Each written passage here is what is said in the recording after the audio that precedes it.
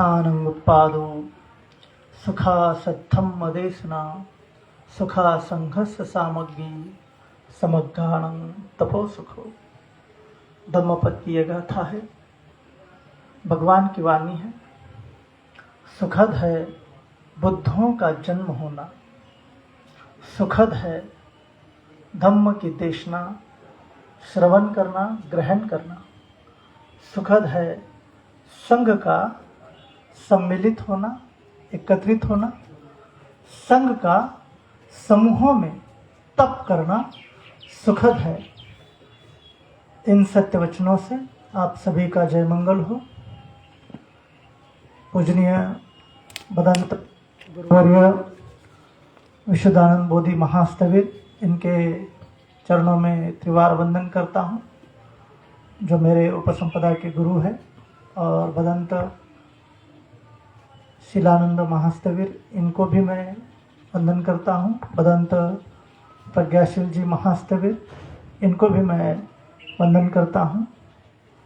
और जो पिछले 114-15 दिनों से महाबोधि महाविहार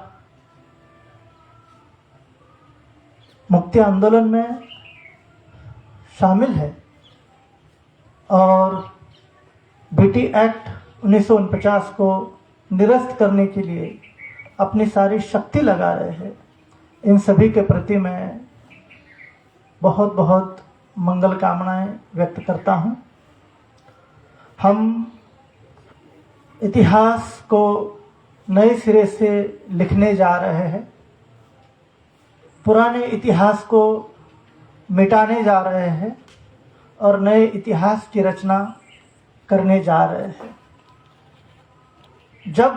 जिस दिन बीटी एक्ट 1949 पूरी तरह निरस्त होगा, खत्म होगा, उस दिन से भारत के ही नहीं पूरे विश्व के बौद्धों का एक नया इतिहास शुरू होगा, एक नया स्वर्णिम युग शुरू होगा। उस स्वर्णिम युग के निर्माण के लिए हम ये जिद्दोजहद कर रहे हैं। इसलिए परिस्थितियां चाहे कैसे भी हमारे सामने खड़ी होती हो, हमें निराश होना नहीं है। हमें बिल्कुल भी रत्ती भर के लिए भी, थोड़ा रंच मात्र भी परेशान नहीं होना है, क्योंकि आज जिस परिस्थितियों में हम ये आंदोलन कर रहे हैं, उस परिस्थितियां बहुत अच्छी है। उस समय का सोचिए, जिस समय पे अनागरिक धर्मपाल जी यहाँ आए थे तो ये पूरा जंगल था और केवल महंत की माफियागिरी चलती थी, महंत की गुंडाई चलती थी और महंत के पाले हुए कुत्ते जो गुंडे थे वो पूरे बोध गया में बौद्धों को छलने का काम करते थे। बौद्धों के ऊपर पूरी तरह से ऐसे काम होते थे जैसे कोई बौद्ध सैलानी आया, उसकी कोई चीज चोरी हो गई, सोना चोरी हो गया, हीरा चोरी हो गया, मानिक मोती चोरी हो गया। वो परिस्थितियां थी जब यहाँ राजा महाराजा घोड़ों पे सोने की थैलियां लाद के लाते थे, सोने के मोहरे तब चलते थे, सोने के सिक्के चलते थे, चांदी के सिक्के चलते थे। उस जमाने से यह संघर्ष चल रहा है। तो आज तो हमारे सामने भारत का संविधान है, भारत के संविधान के दायरे में हम ये जो संघर्ष कर रहे हैं, तो निश्चित ही बौद्धों की विजय होनी ही है। ये वो समय आ गया, जैसे प्रज्ञाशील बंदी जी हमेशा अपने प्रवचन में एक बात कहते रहते हैं कि ये लाश जो है उसको जलाना है। बीटी एक्ट ये सड़ी गली लाश है, बीटी एक्ट 1949, इस लाश को जलाने का समय आया है। तो उस लाश को हम जलाने के लिए यहाँ इकट्ठा हुए हैं। इसलिए लोग बाहर सोशल मीडिया पे आंदोलन के बारे में, आकाश लामा जी के बारे में, प्रज्ञाशील बंदी जी के बारे में क्या अनाप शनाप बकवास करते हैं, इसकी चिंता हमें नहीं करनी है, क्योंकि ये लोग पिरोए गए हैं। आंदोलन के मुद्दे से लोगों को भटकाने के लिए कुछ लोग एजेंट की तरह पूरे भारत में काम कर रहे हैं, बोध गया में नहीं, पूरे भारत में एजेंट जो है वो मनोवादी व्यवस्था के कुछ दलाल लोग हैं, मनोवादी व्यवस्था के कुछ गुलाम लोग हैं। मुद्दा यह होना चाहिए कि बीटी एक्ट निरस्त करने के लिए सारे बौद्ध इकट्ठा हो और इकट्ठा होकर अपनी ऊर्जा उसमें खत्म करें, उसमें ऊर्जा लगाए। लेकिन ऊर्जा कहां लग रही है, धरना कहां होना चाहिए, धरना कहां नहीं होना चाहिए, इसके ऊपर ऊर्जा लग रही है। मतलब क्या है, मतलब यह है कि बीटी एक्ट 1949 इस मुद्दे से भटकाने के लिए लोगों को लगाया गया है काम पे और लोग भटक रहे हैं। अब 2-3 गुट बन गए, 4 गुट बन गए, 5 गुट बन गए। ये गुटबाजी जो है ये बौद्ध समाज का सत्यानाश कर रही है। इसलिए बौद्ध समाज को चाहिए कि गुटबाजियों में न फंसते हुए हमारा एक ही लक्ष्य होना चाहिए। We should have only one aim to repeal the BT act 1949. This should be our one and only aim and object for us to fight with this Brahminical system. अभी भी भारत पूरी तरह से आजाद नहीं हुआ। जब भारत का संविधान यही बोध गया में लागू ही नहीं है तो फिर हम कैसे कह सकते हैं कि भारत आजाद हुआ है। भारत का संविधान जब तक बोध गया में लागू नहीं होता तब तक भारत मुकम्मल तरीके से आजाद हुआ ऐसा हम नहीं कह सकते। इसलिए पूरे विश्व के बौद्धों को, भारत के बौद्धों ने अपील करनी चाहिए कि बोध गया टेम्पल एक्ट जो है पूरी तरह से अनकॉन्स्टिट्यूशनल है, गैर संवैधानिक है, कानून के खिलाफ है, भारतीय संविधान के खिलाफ है, इंटरनेशनल लॉ एंड ऑर्डर जो रिलीजियस फ्रीडम का कानून है उसके भी वो खिलाफ है। पूरे वर्ल्ड में किसी भी दूसरे मंदिर में, दूसरे धर्मस्थल पर दूसरे धर्मस्थल का व्यक्ति सदस्य मनोनीत नहीं किया जा सकता जब तक उस धर्म के लोगों की इच्छा न हो। लेकिन यहां बौद्धों के ऊपर जबरन थोपा जा रहा है चीजों को। वो जिस तरह से बोलते हैं कि भाईचारा होना चाहिए, ब्राह्मण बौद्ध यूनिटी होनी चाहिए, तो ठीक है, विष्णु मंदिर में भी ब्राह्मण बौद्ध यूनिटी कीजिए। विष्णुपाद मंदिर है, बोध गया में ही है, बोध गया के बाहर नहीं है, 10 किलोमीटर की दूरी पर ही है। तो फिर चलिए विष्णुपाद मंदिर में भी ब्राह्मण बौद्ध भाईचारा करते हैं। 4 बौद्ध भिक्षुओं को विष्णुपाद मंदिर में भी ट्रस्टी लीजिए, राम मंदिर में भी 4 बौद्ध भिक्षुओं को ट्रस्टी में लीजिए। जो तिरुपति बालाजी मंदिर है जो पहले अवलोकितेश्वर बुद्ध विहार था, वो तिरुपति की बुद्ध मूर्ति नहीं है, वो अवलोकितेश्वर बोधिसत्व की बुद्ध मूर्ति है।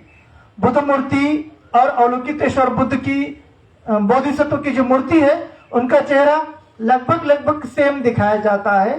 फीचरिस्टिक जो उनके ये होते हैं, फीचर्स होते हैं, फेशियल फीचर्स होते हैं, तो लगभग सेम दिखाए जाते हैं।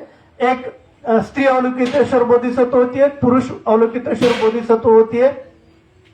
तो तिरुपति का जो मंदिर है ये अवलोकितेश्वर बोधिसत्व का मंदिर है और उसमें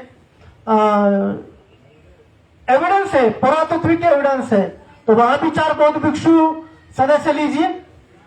जगन्नाथपुरी का जो मठ है, शंकराचार्य का मठ, जगन्नाथपुरी का मठ और जगन्नाथपुरी का जो मंदिर है वो बुद्ध विहार था।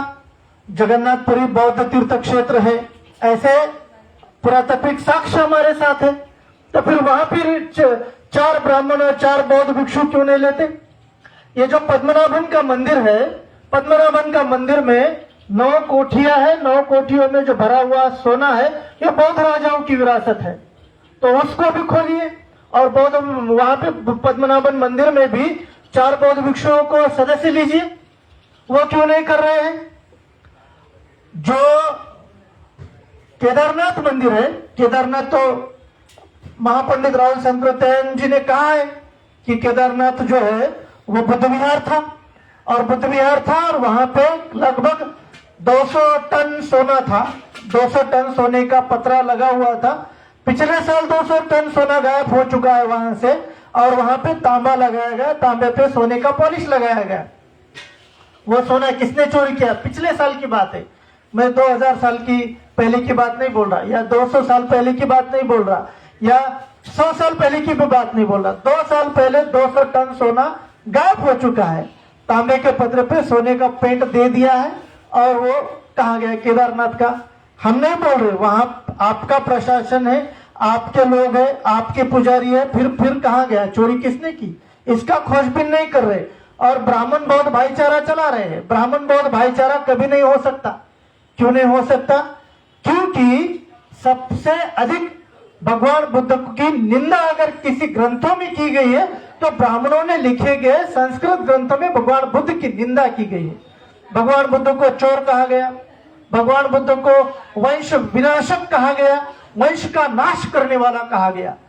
और भगवान बुद्ध को देखने मात्र से पाप लग जाता है, नरक में 7 पीढ़ियां चली जाती है। ब्राह्मणों ने, ब्राह्मण ग्रंथों में लिखा गया। कहां से भाईचारा करेंगे? भाईचारा ब्राह्मण बौद्ध करना है तो पहले अपने शास्त्रों को ठीक करो।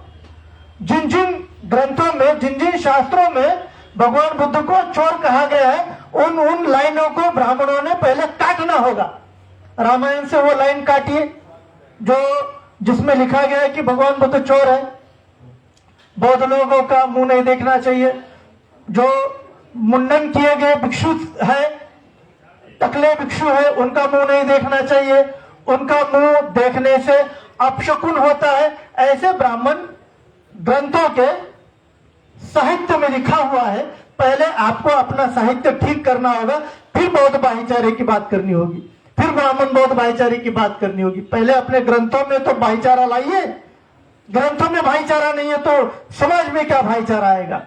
आपके ग्रंथों में ही आपने 4 मंजिला बिल्डिंग बना दी है जिसमें न सीढ़ी है, न कोई आने जाने का ऑप्शन है। ब्राह्मण शूद्र नहीं हो सकता और शूद्र ब्राह्मण नहीं हो सकता, क्षत्रिय शूद्र नहीं हो सकता, शूद्र क्षत्रिय नहीं हो सकता, वैश्य शूद्र नहीं हो सकता, शूद्र वैश्य नहीं हो सकता। ये जो आप ग्रंथ असमानता की बात कर रहे हैं तो पहले उन ग्रंथों को पहले ठीक कीजिए, बाद में ब्राह्मण बौद्ध भाईचारे की बात कीजिए। इसलिए भाईचारा करना है तो भारतीय संविधान को पहले अपना ग्रंथ मानना होगा। तो मानोगे मनुस्मृति को और बोलोगे कि नहीं, केवल महाबोधि महाविहार में हमें भाईचारा चाहिए। महाबोधि महाविहार में ही तुम्हें क्यों भाईचारा चाहिए? भाईचारा चाहिए तो हर मंदिर में होना चाहिए, हर ट्रस्ट में होना चाहिए। और भाईचारा नहीं चाहिए तो ये महाबोधि महाविहार एक्ट को खत्म करना, यह पहली प्रायोरिटी होनी चाहिए। इसलिए हम जो यहाँ बैठे हैं तो हम डटे रहेंगे जब तक ये महाबोधि महाविहार बौद्धों के हाथ में नहीं आता, और जब तक ये जो एक्ट है पूरी तरह से खत्म नहीं होता, तब तक भारत के नहीं पूरे विश्व के बौद्ध इस एक्ट के खिलाफ आवाज उठाते रहेंगे। हम आवाज उठाते रहेंगे, हर रोज धरना करेंगे, हर रोज आवाज उठाते रहेंगे।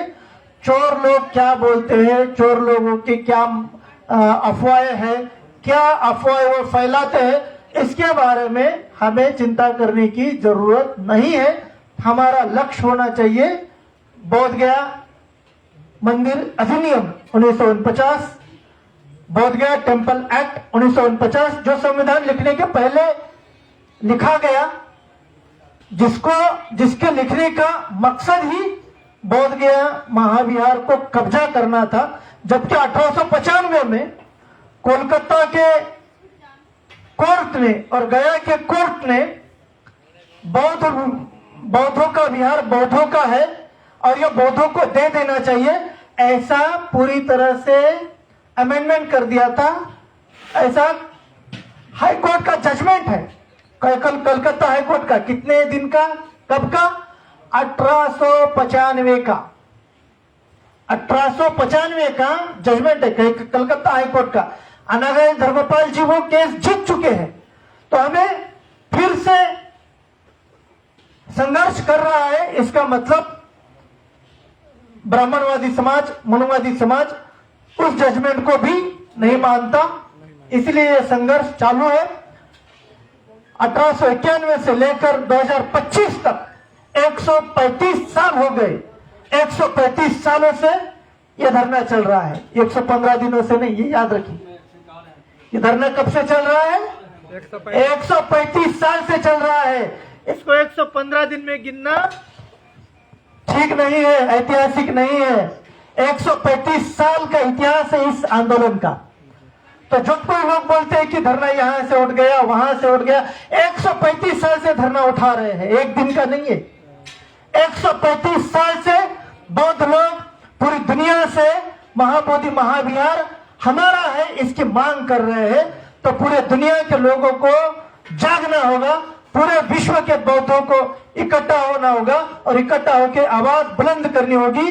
अगर ये सुप्रीम कोर्ट 29 जुलाई को महाबोधि महाविहार बौद्धों के हक में निर्णय नहीं देता तो बौद्धों की तैयारी होनी चाहिए। आगे हम अंतर्राष्ट्रीय कोर्ट में जाएंगे, अंतर्राष्ट्रीय कोर्ट में जाके भारत सरकार की जो को फैसले है वो गलत है इसको साबित करेंगे और फिर बौद्धों के हक की लड़ाई अंतर्राष्ट्रीय स्तर पे लड़नी पड़ेगी। इसलिए हमें हर स्तर से तैयार रहना है।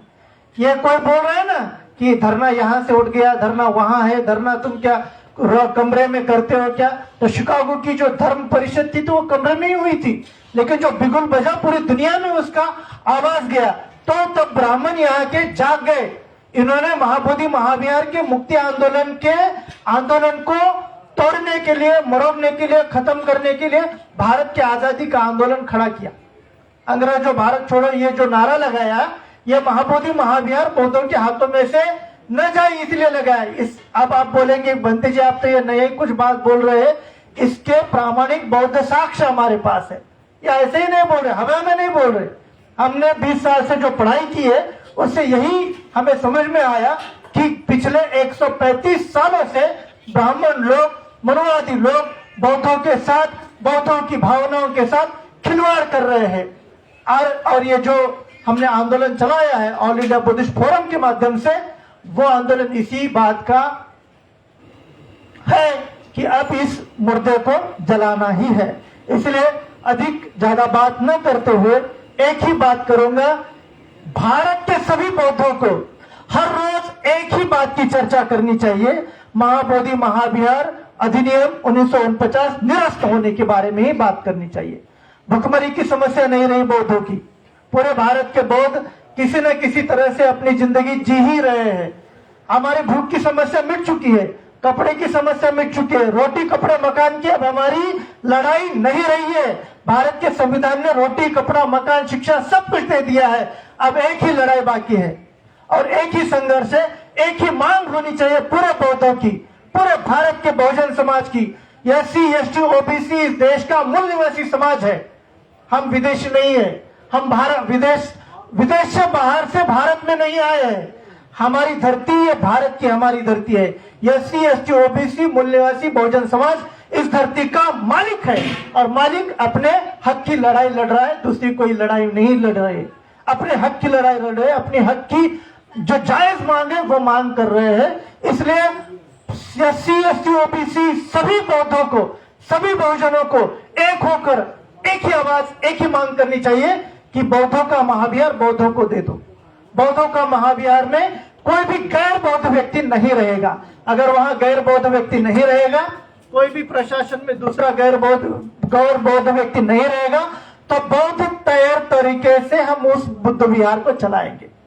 बुद्ध धम्म के विनय के अनुसार, धम्म और विनय के अनुसार उस बुद्ध विहार को हम चलाएंगे और वहां बुद्ध धम्म की शिक्षा दीक्षा का वो कार्यक्रम चलेगा जो भारत को आने वाले समय में बाबा साहब ने जो कहा था कि सारे भारत को बौद्धमय करेंगे।